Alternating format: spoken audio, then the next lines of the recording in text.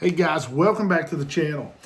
Today's video, a very interesting topic. I have been watching a lot of the pros and people talking about when they make a cast, they'll see the fish, but they're not getting bites. Even the pros, I see the fish, but I'm not getting the bites. I think that's a lot of the problem that I'm seeing is because people aren't understanding what they're seeing on the screen. And what I mean by that is you have to learn to use the intensity of the return in order to judge whether or not you're properly lined up on the fish. For example, if you see a fish or a tree, say a tree with two fish, and that's what we're going to use for this illustration here, and it's say 40 feet out. Well, 40 feet out at the front of the tree, 60 feet, say 50 feet at the back tree, or even 45, but whatever. 40 feet at the front of the tree is about 13 foot width. The cone will be about 13 foot at 40 foot wide. Because of that, when you take a look at the Livescope screen, you're looking at a two-dimensional image of a three-dimensional world. It's taking a fish that may be on one side of the screen or one side of the cone, say here, and another fish that may be on the same side here, and it will show them side by side, maybe right on top of each other, or even overlapping on the screen, and you'll think, man, those fish are right by side, but they could hypothetically be 13 feet apart at 40 feet. So understanding that is what we're going to be working on today and trying to draw out today. Now, this is going to be a little bit hard to do, but I've got an illustration set up. I've even set up a little illustration in the corner of the whiteboard. And what we're going to use that for is, like, you'll have what the Livescope will be showing, and then from the air down, because realizing how they're positioned on the tree and how to line them up to be able to make a proper cast is very important. So we've got to look at both angles of this. So let's take a look at this right now, and I hope this helps you to be able to line up. And so when you say, hey, I'm seeing that fish, and when you make that cast, you're making a proper cast that's close enough to the fish. That way, if he doesn't bite, then you'll be able to actually say, he's not biting my lure. But instead of saying, well, I'm throwing it by him, and you missing him by 12, 13 feet. So let's take a look at that right now.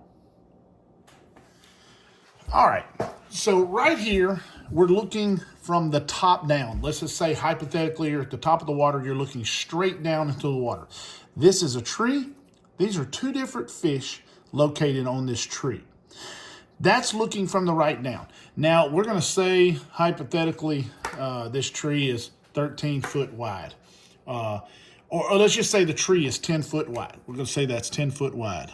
10 foot from here to here. So these fish are actually 12 foot apart.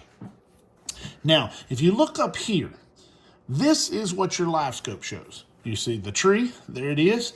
And you see these two fish, 1 foot, maybe we'll call that 1 foot depth, but they look like they're side by side. But in reality, we know these fish are 12 foot apart. Now, how can we tell where or how to properly line up our Livescope when we know this is what our image is showing on the screen, but this is what is happening in reality underwater? Fish separated by 12 feet. Now, here's our Livescope beam. Now, this is not to scale, so don't come at me and say, well, I'm down here a little bit. I'm trying to cover the area with the beam. Okay, so here is the beam. Hypothetically, this beam is 20 degrees wide. As you can see, it's covering the tree and the fish. All of that is in the beam. That leads to that showing up on your Livescope beam. Well, that right there, you could hypothetically throw the bait straight at the tree, reel straight back, and miss each fish by 6 feet. You could do that. That could be a problem because if you're not accurately or putting the bait on the fish, especially with crappie and bass in the wintertime, when that strike zone starts to get smaller and smaller as the water gets colder and colder, you've got to hit that fish right there and bring it right by his nose. Now I'm going to move that over. You've got to bring that right by his nose. You've got to throw that on there and bring it right by his nose. It's got to be there. You miss it here, and a lot of times you do not get that bite. But how do we know that our Livescope beam is lined up? All right, so what I've done is here in the beam, I've drawn some dotted lines. Those dotted lines represent what I would consider areas where the beam is going to be very strong in return. So as we're looking at the tree, those fish right here on the side of the beam, here and here, will have very, very weak signals. But if we were to scan to the left and to the right, bringing the fish into those beam, into what I would call the fishing area of the beam, that middle, say 5 to 6 degrees. Remember, 5 to 6 degrees would be more along the middle, so you would have, 6 or 7 degrees on each side of that beam. When you bring that area into it, you know you're lined up. Now, how do we know that? Let me show you on an illustration. I'm going to draw it right up here. All right. So what I've done here in this picture, this is a representation of when you scan the beam, hypothetically on this one, we're going to scan it to the left. Now, what that does is you'll notice how the tree, and I'm going to put a couple of these at the end in real live scope footage and then talk about it a little bit more in some overlay or some voiceover data. Notice the tree has a very strong return, and the fish, I'm going to call those weaker returns. We're using the open circles as weaker returns. But as I scan to the left and the right of that tree, notice I only have one fish here. Why is that?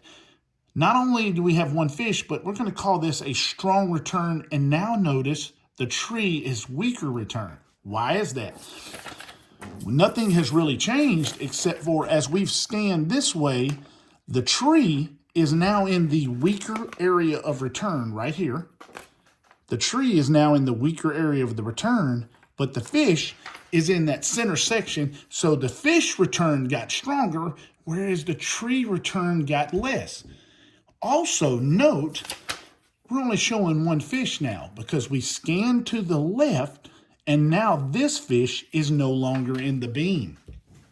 So now we can accurately see, if we were to scan back this way, we would see another return very similar to this for this fish. That will tell us where each fish is located in relation to the tree. So now we know to make one cast here and one cast here, two different fish, and we'll be able to make accurate casts because we've lined up our Livescope. Those fish are right in the middle, and we'll be able to cast directly down our line. And directly down the line, we can target this fish first or second, it doesn't matter, and then target this fish. Instead of, like on our original return, thinking, oh my God, we got two fish stacked above each other, and we'll throw at the tree, because that, showing what it shows originally on the Livescope or the Livescope beam, makes it look like those fish are stacked right here, when they're not. They could be on each side of the tree, and you have to learn to interpret the returns in order to make accurate casts and to see exact locations of the fish. Now, you'll see a very strong fish return at about 30 feet. The tree is also very strong, but it actually kind of wraps a little bit closer to the boat. Now, if you see I scan to the left, the fish disappears. So I know that that fish is slightly on the right because right here I scan to the right and the fish return, although weakens, is still visible. So that lets me know that fish is slightly on the front right of the tree, and therefore that's going to be a very, very fish to catch. What I'll usually do is mark that fish for later on. I'll make a couple casts. If he doesn't bite, I'll mark it and come back at a different angle later on in the day. He usually won't move.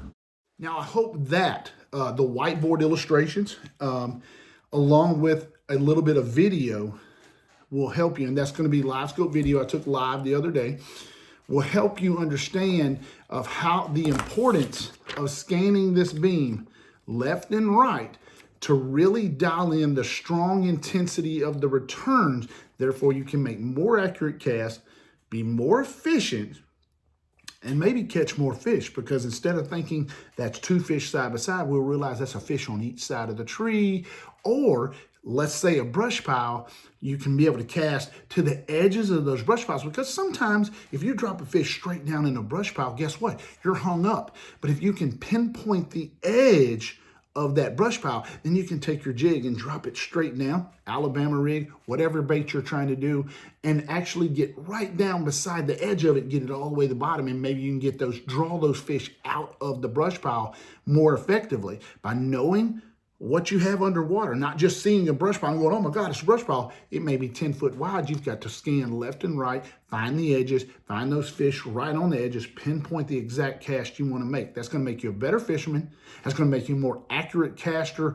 And it's also going to catch you more fish and keep you from getting hung up so dadgum much, because everything's so dadgum expensive. But guys, I hope all of that helped. I know it's a long video, but thanks for watching. Thanks for subscribing. Hey, ring the bell, baby. Ring the bell. Gigi needs you to ring the bell.